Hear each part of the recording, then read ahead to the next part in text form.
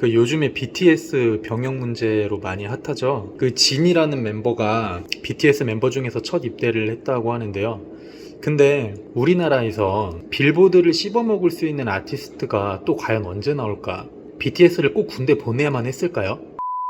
여러분, 트롤리 기차의 딜레마라고 혹시 아십니까? 달리고 있는 기차가 이제 브레이크 고장이 났는데 그 선로 앞에 5사람이 묶여 있어요. 이대로 가면은 5사람이 다 치여 죽습니다. 근데 선로 전환기가 있어요. 이 전환기를 사용하면은 다른 선로에는 한 사람만 죽으면 됩니다. 그러면 죽을 운명이 아니었던 단 한 사람을 희생시켜서 5사람을 살릴 수가 있는 거죠. 그러면 이때 전환기를 사용하는 게 과연 옳으냐? 이거에 대해서 이제 사람들 의견이 굉장히 분분한데 자기 도덕률에 따라 다른 얘기를 하겠지만은, 만약에 이런 일이 실제로 일어났다면요, 이거는 답이 확실하게 정해져 있는 거죠. 전환기를 사용해서는 안 됩니다. 무조건 5명을 죽여야 되는 게 맞아요.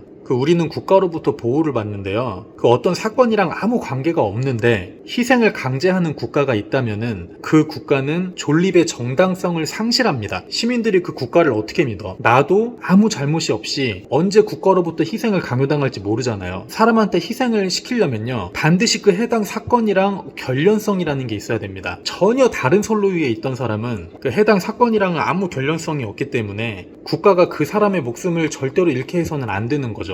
그러니까 양적 공리주의가 항상 옳을 수만은 없다는 거예요. 눈앞에서 5명이 동시에 죽는 끔찍한 일이 발생을 하더라도, 그러니까 당장에 단기적으로 희생자가 많다고 하더라도 앞으로 유지해야 될 사회를 위해서 좀 더 멀리 보고 5명을 죽이는 그런 바보 같은 결단을 해야만 하는 거죠. 더럽게 융통성 없지만 이렇게까지 법이 딱딱해야 우리가 제대로 된 보호를 받습니다.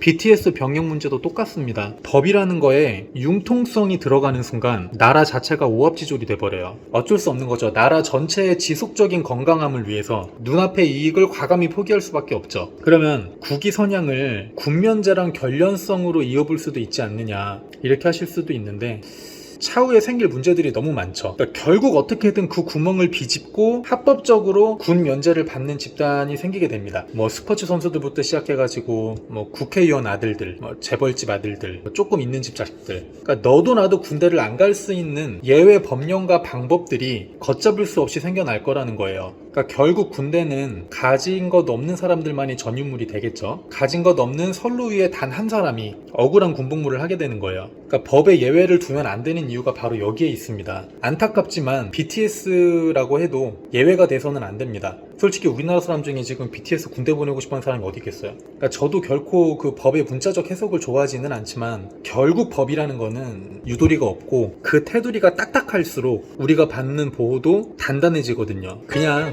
제가 방탄 대신에 군대를 가면 안 될까요? 한 명당 5억씩만 주면은 내가 진짜 7명도까지 다 다녀올 수 있는데, 내가 대신 갔다 올게. 내가 대신 한 명당 5억씩만 주세요. 한 명당.